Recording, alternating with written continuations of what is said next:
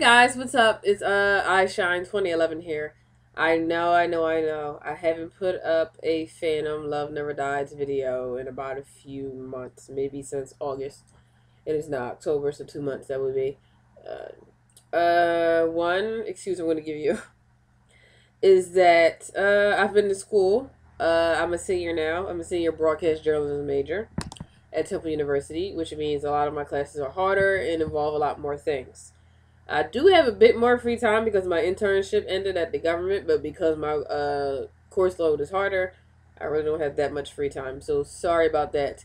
And the whole Love Never Dies thing, they kept changing they kept pushing back when they were going to make the play worldwide, and now it was just announced maybe this week or last week that it'll be hitting Australia in May of 2011. I don't know when the hell it's getting to New York. I don't know if it's going to hit at the end of next year or the year after that. I don't know.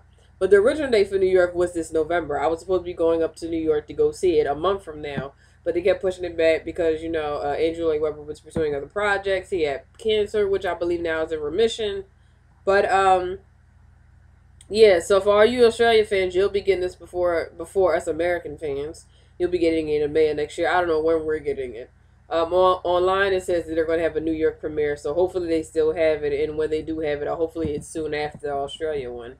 But I don't know. From the looks of it, looks like America won't see Love Never Dies until 2012, because it premiered in February of this year in London, and it's going all the way until right after Christmas in London of next year. So, and then it's going to wait about 4 months and then go to Australia. I don't know when America will be getting it. I don't know if they're going to wait a year after Australia or what, but we won't be getting it within, well, let's say anytime soon. So sorry, American fans, you'll just have to stick to listening to the original score like I do, and looking at YouTube videos and seeing people's reaction to it. What was I going to talk about? Oh, I know what I was going to talk about. I'm sorry, I know I'm really loud. And if I sound a little nasally, it's because I'm getting over a cold, so excuse me. But the song, I don't want to say it's in the middle, but it's kind of towards the middle after Beneath a Moonlit Sky and all that good stuff. The song Dear Old Friend, where Christine and Raul run into Meg and Madame Gary for the first time in New York. And I can kind of understand why Meg is not happy to see Christine and why her mom is a little shocked. But if you listen to Christine's tone, she's not too happy to see Meg either. According to the Phantom fiction, as I call it, that the lovely Shannon put up. I'll give a link in the bottom bar. Christine's not too happy to see Meg. She says, I don't know, because time has passed. They're totally different people. Christine's a mom now, and she doesn't think. I think she doesn't think that Meg is, I don't want to say sufficient enough, or has the capability, or has the talent to be a lead singer like she is at Phantasma. So I that kind of struck me as like, all right, if you're doing your own thing in Paris, she's not she hasn't sung in Paris since the events at the Opera Populaire in the original play. But if you're doing your own thing in Paris, you have a family, husband and a kid, although your husband is kind of a drunk and a gambler and a really mean person, why be worried about what Meg's doing in the US? Whether I don't at the time, I guess at the time she was just finding out that she was singing for the Phantom, or Eric, whatever you would like to call him, but why would she care that Meg was singing? Besides the fact that she didn't have any talent. So what? It ain't you. You only came to New York to sing one song, and then you were supposedly leaving. So why does it matter to you? Now, in the Phantom fiction, as I keep calling it, excuse me,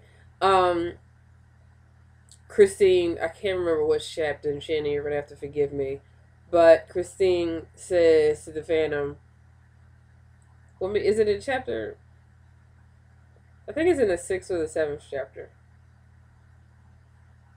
I can't remember. But it's the chapter that talks about Beneath a Moonlit Sky. Or I think it's the 7th chapter. I don't know. I'm sorry, Shannon, I can't remember. But it's a chapter when it tells the event to believe him on the sky, and Christine sees Eric in her hotel room, and she's like, "This can't be you. You left me years ago. Why are you trying to reclaim me now? All that good stuff." And she says in the Phantom Fiction, "Who's your protege now? Don't you have somebody else you should be worried about or fussing over?"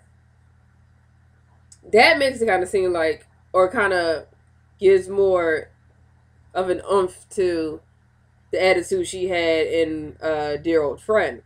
But when you listen to the original score, it's like, why are you being mean to her? Y'all were best friends 10 years ago. Unless you completely forgot about her, and then forgetting that you forgot your feelings towards her, I don't understand why Christine would be mad. I see Meg's feelings towards Christine, but not Christine's. I didn't get that. I don't know. And Raul, he's just excuse my language, he's just a bitter bitch. So he don't want to see anybody. So, anyway. I guess it's a question I have for the Phantom fans out there. The Phantom Fiction points this out better than the play does. The franchise does, but does anybody see any problems with Christine? Not who she is per se, but like, does she have any faults? According to the Phantom, she's a perfect little angel and nothing else can come above her. But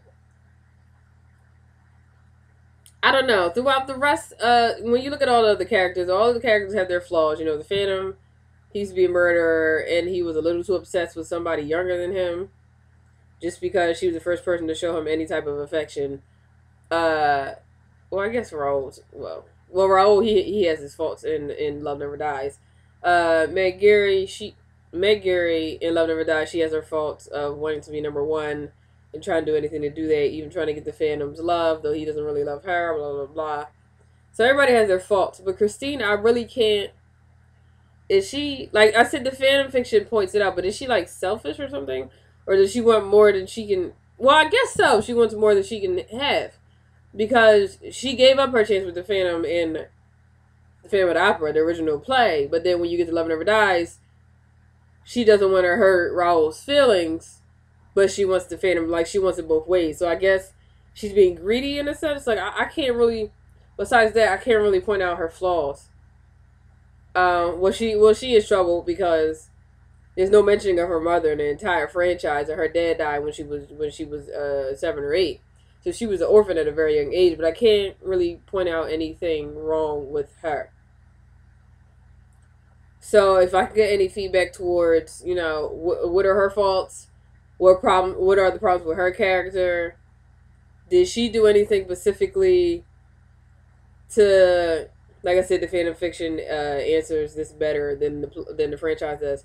But does she do anything specifically to make Raul the way he is in Love Never Dies, or does she do anything to encourage the Phantom's, I don't know, craziness? Well, in Love Never Dies, he's more matured, and he's doing things for her and for himself. And he's not such much of a crazy guy anymore.